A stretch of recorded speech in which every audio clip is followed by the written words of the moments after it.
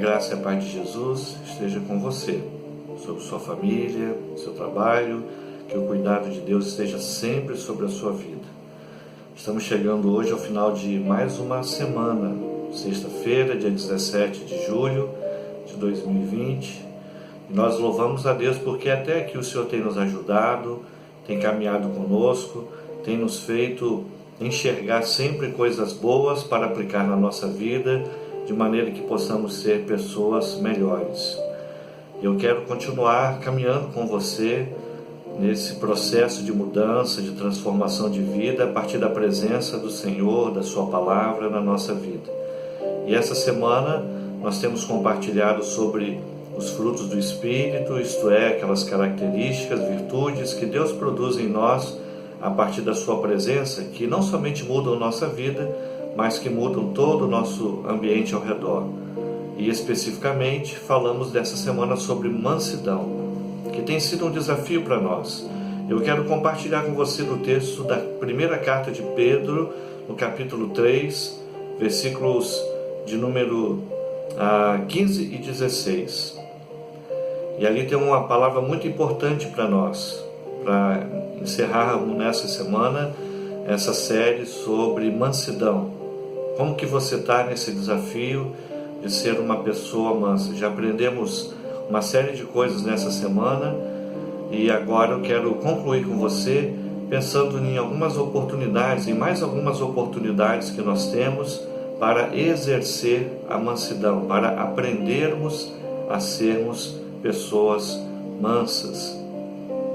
E eu sempre lembro que ser uma pessoa mansa não é ser uma pessoa fraca, não é ser uma pessoa derrotada, não é ser uma pessoa passiva. Pelo contrário, ser uma pessoa mansa é bem o oposto de tudo isso que eu acabei de falar.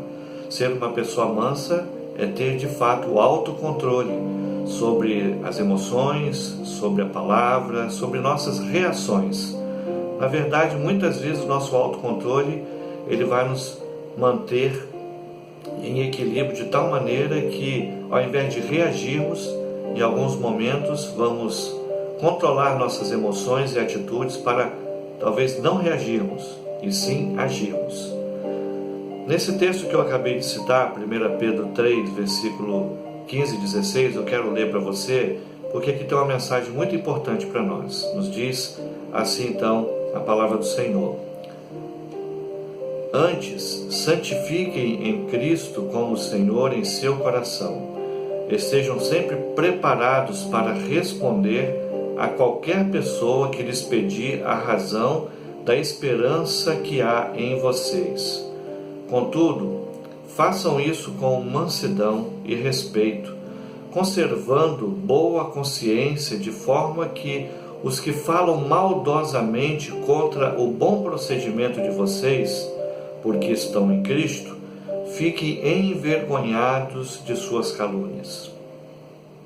Que mensagem para o nosso coração, que mensagem para a gente terminar essa série sobre mansidão. Então, mansidão tem a ver diretamente com os nossos relacionamentos, com a nossa capacidade e equilíbrio diante dos nossos relacionamentos. Uma das coisas que eu quero compartilhar com você nesse dia é que uma pessoa que exercita a mansidão é uma pessoa sempre capaz de aprender. Ela nunca vai se achar autossuficiente. Ela vai ter humildade suficiente para que, quando ela tiver que mostrar a razão da sua fé, da sua esperança, como o texto nos diz, ela o fará com mansidão, com equilíbrio, com controle. Sempre buscando aprender. A Bíblia nos diz lá em Tiago 1,19 a seguinte mensagem: Meus amados irmãos, tenham isso em mente, sejam todos prontos para ouvir, tardios para falar e tardios para se irar. Muitas vezes, diante de uma situação em que alguém tenta nos corrigir, nos mostrar um caminho diferente do que nós estamos caminhando, a gente se sente ofendido, a gente às vezes é incapaz de aprender com aquele bom conselho. É claro, que algumas situações nem sempre nós vamos concordar, mas temos que ter a humildade para aprender com as correções que vêm de Deus, com as correções que Deus nos manda através de pessoas que são bons conselheiros. Temos que estar prontos para ouvir e tardio para reagir, porque senão a gente pode perder o nosso autocontrole. A Bíblia nos fala sobre disciplina.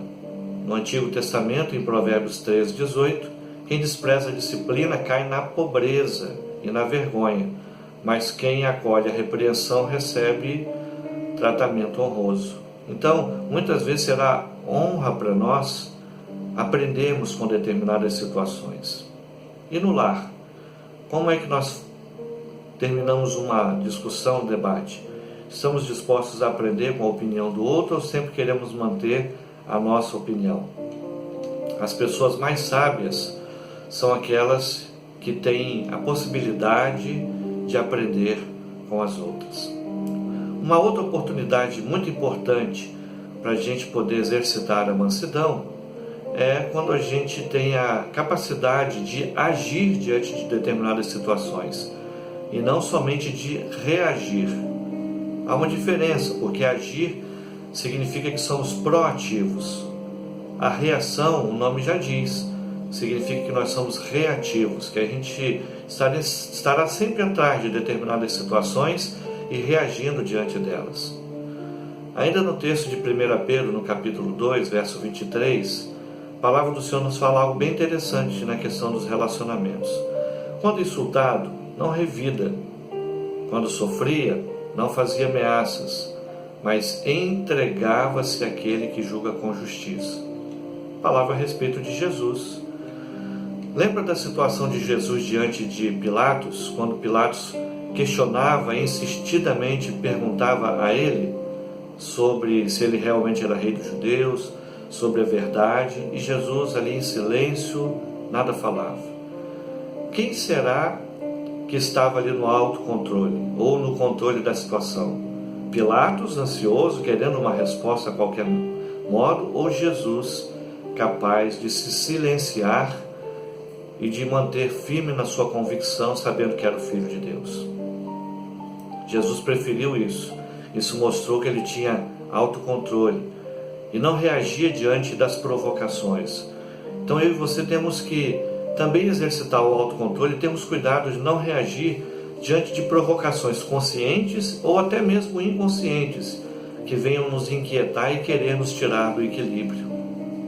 Tem aquele ditado popular, de contar até 10. Então, às vezes é verdade, nós precisamos fazer isso para evitar reagir com determinadas atitudes que depois nos trarão problemas. E aí, ao invés de nós resolvermos um problema, pode ser que nós tenhamos 2 problemas para resolver a partir de uma reação desequilibrada. Quando alguém no trabalho, por exemplo, faz algo que você sentiu que foi desonesto, o que você faz?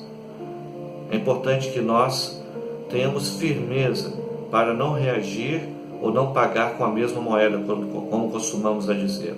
Não retribua o mal com o mal, diz a palavra do Senhor lá em Romanos 12:17. Procurem fazer o que é correto aos olhos de todos.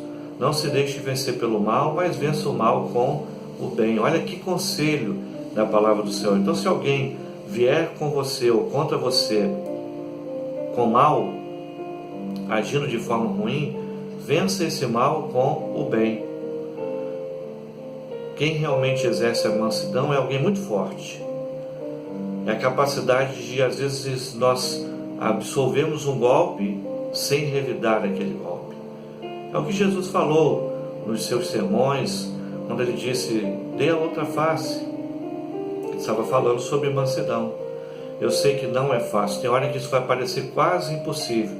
Não é à toa que isso é um fruto do Espírito, isso é uma virtude de alguém que tem a presença de Deus na sua vida. Uma outra coisa importante, uma outra oportunidade que não podemos perder para exercitar a mansidão, e aí com ela eu quero concluir nossas oportunidades essa semana, é que nós temos que aprender a ser respeitoso com as pessoas, até mesmo com aquelas que têm uma fé diferente da gente. Lembra do texto que eu li no início? Que nós devemos estar prontos para responder a qualquer pessoa que perguntar a razão da nossa esperança, daquela esperança que nós temos. Agora, de que forma nós devemos fazer isso? Com arrogância, com superioridade? Não. A palavra nos ensina que, contudo, façam isso com mansidão e respeito, conservando a boa consciência, de forma que aqueles que falam maldosamente contra o bom procedimento de vocês, porque vocês estão em Cristo, fiquem envergonhados das suas calúnias. Então, veja bem, a gente tem que, mesmo quando falar de nossa fé, ter cuidado para não ser superior, arrogante, se mostrar acima dos outros. Tem muitos crentes que às vezes não são ouvidos por isso. Tem pessoas que às vezes ficam irritadas quando veem determinados crentes, porque sabem que vai vir com um pensamento de superioridade, de arrogância, destratando aquela pessoa ou a tratando como se fosse uma pessoa ruim, errada e perdida. Mesmo com aqueles que são incrédulos, sejamos respeitosos ao falarmos de nossa fé e de nossa esperança. Eu creio que eu e você, quando antes de nos convertermos, ficávamos extremamente chateadas com pessoas desse tipo, por estarem frequentando uma igreja ou serem membros de uma igreja, terem um ar de superioridade em relação àqueles que lá não estão. Como se isso os tornasse maior do que os outros. Nos lembremos que nós somos salvos pela graça e não por merecimento.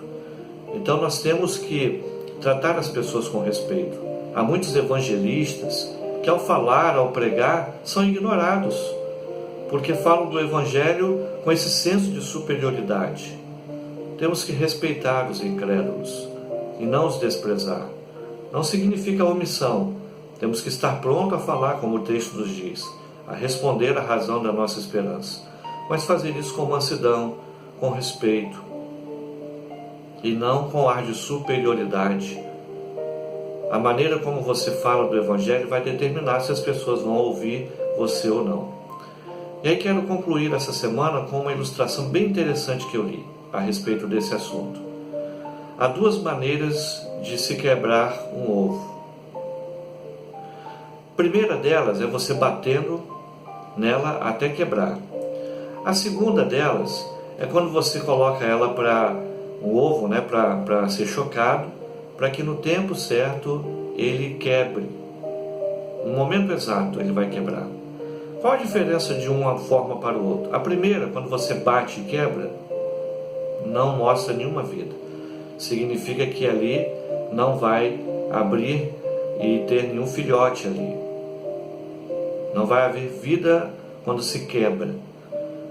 Mas quando você espera o tempo certo do ovo quebrar, o filhote vai nascer, cheio de vida. Então, enquanto o primeiro modo, quebrando, mata, o segundo modo, esperando o tempo certo, trará vida. Isso é para várias áreas da nossa vida.